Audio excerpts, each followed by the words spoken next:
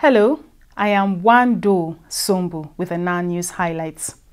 The National Assembly, contrary to the statement credited to the Deputy Speaker, Mr. Lasun Yusuf, failed to reconvene on Tuesday. Lasun was quoted to have said that the National Assembly would reconvene on Tuesday to consider the budget for the 2019 election and other pending issues forwarded to lawmakers by President Muhammadu Buhari in July. Spokesman of the House of Representatives, Mr. Abdulrazak Namdas, however, told journalists that the House had yet to decide on when it would reconvene. The Industrial Training Fund has called for collaboration from state governments, organized private sector, politicians, the media and other stakeholders to tackle unemployment through skills acquisition to achieve development in all sectors of the country's economy. Mr. Joseph Ari, Director General of the fund, noted that no country could employ all its citizens and urged all stakeholders to prioritize human capacity development through training in vocational and technical skills.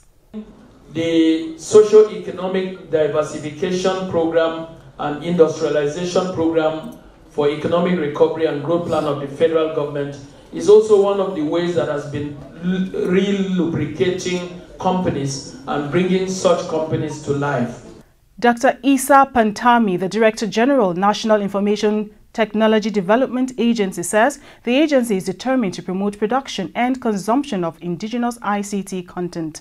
Pantami, at a meeting with NetDragon WebSoft delegation, said the agency was open to collaboration to achieve its mandate. At least 22 people have died following the collapse of a giant motorway bridge in the Italian city of Genoa.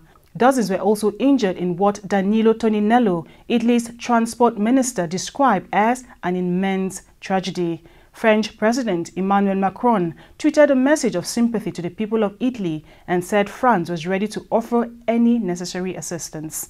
Australian Prime Minister Malcolm Turnbull says the country is in the grips of the worst, most insidious, long and widespread drought in 50 years.